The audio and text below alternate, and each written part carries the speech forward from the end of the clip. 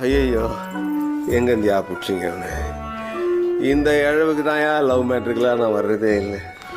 ஒரு வெப்சீரிஸ் பார்க்குறோம் அப்படின்னா அந்த வெப்சீரிஸில் வர எல்லா எபிசோட்லேயுமே கிளைமேக்ஸில் பரபரப்பாக கொண்டு போய் முடிச்சிருப்பாங்க. ஸோ அந்த மாதிரி தான் டெய்லியுமே இந்த நம்ம நியூஸ் சேனல் நம்மளை போட்டு பாடாப்படுத்துகிறாங்க, வதைக்கிறானுங்க. காலையில் எழுந்திரிச்சா கொஞ்சம் நல்ல விதமாக தான் ஆரம்பிக்கிறானுங்க. சாயங்காலம் 3-4 மணிக்கெல்லாம் பார்த்தீங்கன்னா விஜய் அவர்கள் ஆட்சிக்கு வர மாதிரியான ஒரு விஷயம் சொல்கிறானுங்க, கன்க்ளூஷனுக்கு வந்துடுறானுங்க.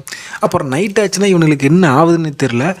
விஜய் அவர்கள் நாளைக்கு ஆட்சி அமைப்பாரா, திமுக அதிமுக கூட்டணியா, தமிழ்நாட்டில் கவர்னர் ஆட்சி அமல்படுத்தப்படுமா அப்படின்னு ஒரு லீடை விட்டு பரபரப்பாக முடிக்கிறானுங்க. இதெல்லாம் பார்க்கும்போது எப்படி நிம்மதியாக தூங்குறது? நாங்கள் எப்படி நிம்மதியாக தூங்குறது?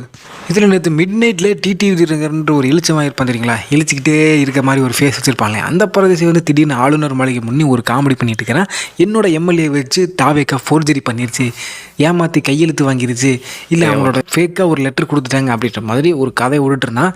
ஆனால் கொஞ்ச நேரத்திலேயே பார்த்தீங்கன்னா அந்த எம்எல்ஏ காமராஜ் அப்படின்றவர் சுயநினைவோட கையெழுத்திட்ட வீடியோவை அஃபிஷியலாகவே டிவிக்கு தரப்புலேருந்து வெளியிட்டாங்க. அதை பார்த்து நீ எல்லாருமே ஃபோர்ஜரி பண்ணது டிவிக்கு இல்லை டிடிவி தான் அப்படின்னு எக்ஸ் வலைத்தளத்தில் கலாய்க்க ஆரம்பிச்சிட்டாங்க. ஆனால் இப்படிப்பட்ட ஒரு வீடியோ வெளியானதுக்கப்புறமும் கூட இந்த சன் நியூஸு, கலைஞர் நியூஸு, வைஷ்ணவி தல் அந்த நான் இருக்காது இல்லைங்களா, வைஷ்ணவி கெட்டவாத பேசக்கூட நான் டிவிக்கு அகேன்ஸ்டாக ஒரு சின்ன நியூஸ் வந்தாலுமே கூட அது உண்மையாக பொய்யா அப்படின்னு தெரிஞ்சுக்காம எடுத்த உடனே ட்வீட் போட்டுருது.